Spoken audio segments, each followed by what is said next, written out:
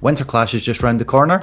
Winterclash is coming. Winterclash is coming. The last Winterclash at Area 51 in Eindhoven was back in 2020, 3 damn years ago. And if I remember rightly, Diaco Diaby won by just going absolutely mental and flying around the course.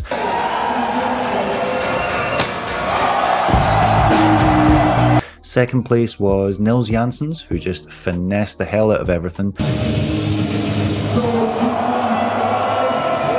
And third place was Scotland's Dominic Bruce, who charged around the place like a hyperactive bunny rabbit.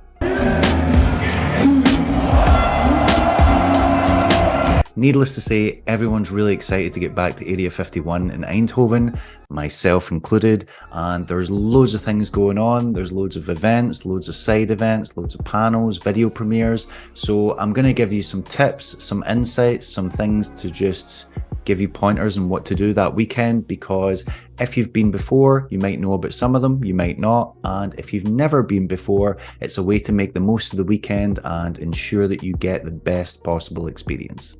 Tip number 1, make sure you go to the Hang Losers Bowl comp on the Friday night. 100 beers for the winner! It is always absolute carnage, and some might argue it's even more entertaining than the actual pro event, because with the pro event, there's so much going on, there's so many people and just so many skaters doing incredible stuff all at the same time that you'll be looking in one corner at Anthony Poitier doing technical toe rolls to switch up grinds or stalls on things that just no one else is stalling on.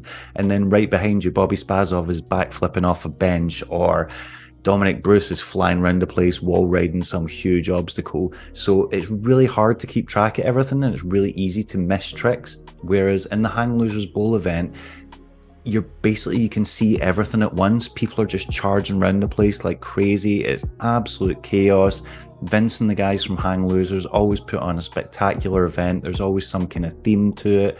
And the winner usually gets 100 beer tokens. So if you're fortunate enough to be near the winner when they're at the bar, you might even pick yourself up a free beer. So you get some entertainment and some booze. Result.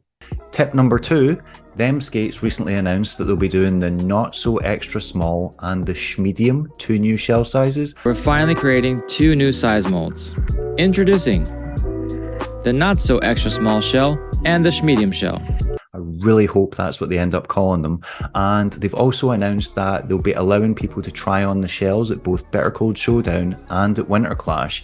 So if you track down John Julio at the event, I'm assuming them skates are going to have a booth, you can try on the skates and have your very own Cinderella glass slipper moment with John Julio. Although I cannot promise that he'll give you the kiss of life. That's totally down to John. Tip number 3, go to the trade show and make sure you spend some money there. As someone who has ran a booth at both Winterclash and several other events over the years, I can tell you it sucks. It is really boring. It is a long day. You can spend like 8 hours there. And while it's fun talking to people, talking to customers, bumping into people from the community and the industry, for the most part, there's just a lot of sitting around and a lot of waiting. Meanwhile, everyone's getting to have fun, skate the course. Everyone's getting to have a great time watching amazing skaters charge around the place. And you're just sitting in the trade show area, which isn't always the most fun. Time can pass very slowly. Plus, it costs a lot of money to host a table at Winterclash, as it does at most major events. So make sure that if you love a brand, if you want to support it, make sure that you give them a little bit of your money, and that way it goes towards ensuring their future. For example, with Mesmer, I'll be hitting up their booth. There are 2 new caps, the cord ones, the black and brown, look absolutely amazing. I'll definitely be getting one of those. I would also recommend hitting up their booth because John Bellino and Billy O'Neill have 1,000 stories to tell. They're really funny guys, and I guarantee you'll have a good experience. Another table I recommend checking out is the Entente booth. This is their first time having a table at Winterclash, I think, and in my opinion, they have got one of the best flat frames in the industry. I've been using it for the past 2 years now. Absolutely love it. Plus, Marc Hughes, who runs Entente Frames, also used to work for Powerslide, and he has got a ton of industry gossip and some really funny stories to share. Like the time that someone from Powerslide changed Eric Rodriguez's filming credits on all the USD skate videos that he made. Some of my personal favourites were E-Frog and E-Fraud and Eric Frogriguez. Epic. Although after I reported it, they changed it all back and it made it look like I photoshopped it. I'm not mad about that, by the way. Winterclash is also a chance to get brands that you might not normally have access to. So, for example, Rob Kellett, the great blader from Australia, who runs Stay Rolling brand. If you know Rob, he used to skate for Rems and Conjure brand. He's now currently skating for Symmetrics and Elusive, the new wheel brand from Australia. He'll be there. Rob Kellett runs Stay Rolling, which have an incredible collection of pants, which are really good, or trousers if you're from the UK. And they also have this really cool cap. So if you want to pick up some stuff, but you don't want to pay the shipping fee because it's quite expensive to get postage from Australia to Europe or UK or whatever, hit up Rob. Put your order in, pay for it, and he can take the products to Winterclash. You get some cheaper stuff, he gets some money in his back pocket. Win-win. If you're thinking of attending the event, there is still time. Loads of people have bought tickets, realised they can't make the event, or a work or family commitment have come up, and they're selling them on things like UK Blade Trade or Blade Trade Outpost. And there's really easy ways to legitimize it because most of them will have a confirmation email. Make sure you get to this event if you can, because the rider list that's been announced so far is insane. People I'm looking forward to seeing: Alex Broskow, John Bellino, Richie Eisler's going to be there, Brian Shima's going to be hanging out, no doubt telling stories, possibly even doing a panel, who knows. Also, this is the first time that Stefano Fano's going to be at the event since he was banned quite a few years ago for the infamous video of him arguing with Yo-Yo. Stefan has been on an absolute tear recently. He's been skating so well, putting out a bunch of videos, appearing at comps again, and I think he'll feel like he's got something to prove. So I would keep my eye on Stefan. He always puts on an incredible show. He always does the biggest tricks. Plus, Julian Kudo's also going to be there. Julian's just off the back of winning the World Championships in Argentina with this unbelievable double backflip. And if you know Julian, you'll know that he's hyper competitive and also loves to entertain a crowd. He's also won Winterclash before, so I'm sure he'll also put on a phenomenal show. The next one is less of a tip and more of a request. Please don't smoke weed in the skate park. Now, I love a joint as much as the next person. Little smoke on the devil's lettuce, little bit of wacky backy, but you're in Eindhoven. There are coffee shops everywhere. There's literally a coffee shop 5 minutes from the skate park. If you don't want to go to the coffee shop, you can smoke outside the skate park. But think about this. You've got loads of little kids at this event. There's a huge under 18s junior event. They'll have their parents there. And if there's loads of weed smoke inside the skate park, the parents are going to be like, what the hell have I brought my kid to? I'm not bringing them back. Plus, it's pretty distracting for the riders. Like, imagine you're charging at an obstacle, skating as fast as you can to launch off something. And not only is it chaotic enough with all the crowd everywhere, swarming the ramps and getting in your way and not being able to see anything, but then you're flying past at like 30 miles an hour and all of a sudden you just get like this big plume of weed smoke going across your face. It's not ideal.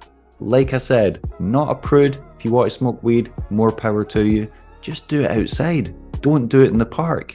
Don't be a dick. Which takes me on to other vices. If, like me, you like a beer or 10, you are more than accommodated at the skate park. They've got a bar which operates in a token system. So you go up to the bar, you buy a set of tokens, then you can use those tokens to buy beer throughout the weekend. Another place to drink is the Blue Collar, which is just across the road from the skate park. They also do side events there, like video premieres, and there's other stuff happening that hasn't been announced yet and I can't tell you, but I'll be hosting one of the events, so come along.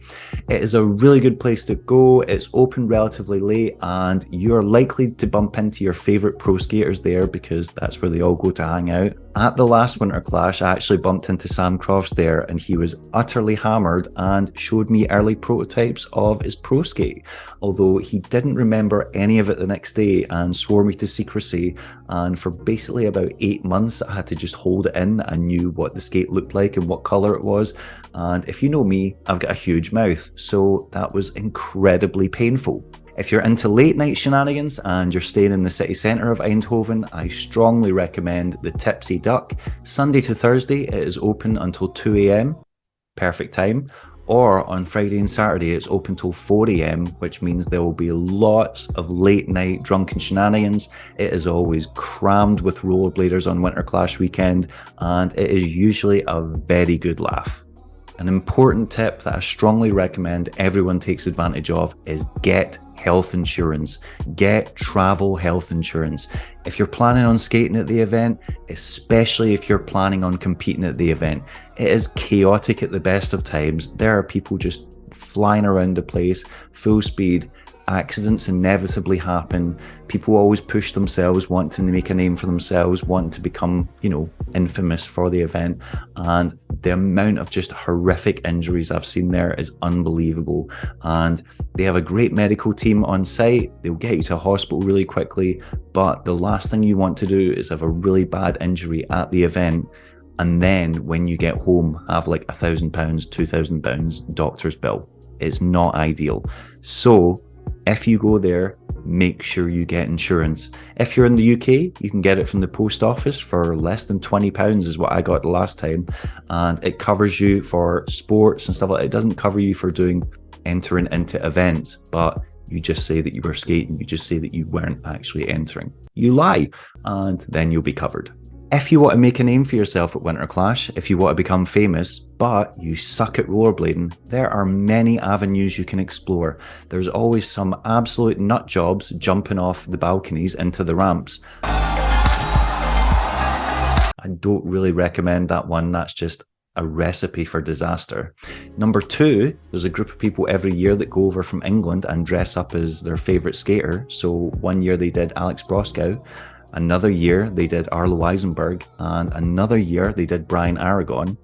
I mean, we dressed pretty terribly. We had some questionable hairstyles. Or you can just be random as hell, like Scotland's Callum Rogers, who went there one year and played the bagpipes during the pro competition. As we're halfway through the video, I just want to give a massive shout out to my Patreon supporters. They are listed on the screen now. If you'd like to join the Patreon account, you can do so for as little as £3 a month. There are a ton of videos and articles on there. I've also put some weird little things about industry insider gossip that not many people know about, and put up sections that are never going to be on YouTube because they're unfinished, or because they're in the raw footage stage, or because they still need work to them. So there's a lot of stuff on there. Check it out, support the channel, it's greatly appreciated. Moving swiftly on, if you want to skate the park but you don't want to skate it on the Friday or Saturday where it's really busy, I strongly recommend going to the skate park on the Sunday. It's the last day, all the competitions are over, your Winterclash band usually still works there, and the park is really quiet, so if there's obstacles you want to hit or there's footage you want to get, you want to make a little Winterclash / not Winterclash edit because it's already finished, you can go there. The park is usually a lot quieter, although there will still be people hanging out. It's always a great atmosphere. It's usually just a lot more chilled out. Plus, the skate park does away with their token thing, so you no longer have to get tokens and then separately go and get food and drinks. So if you want to grab a beer and just chill out and skate, you can do that, and it's slightly less hassle than when the event is going on. An important tip, and this really should go without saying, is when you go to the event, don't be a dick. He's an asshole. And what I mean by that is everyone's there to have a good time. Don't spoil it. Don't spoil it for the competitors. Don't spoil it for other people that are attending. I've been at bars and talking to pro skaters, and someone will just come up and say the most random offensive shit, or ask them a question that's just completely inappropriate.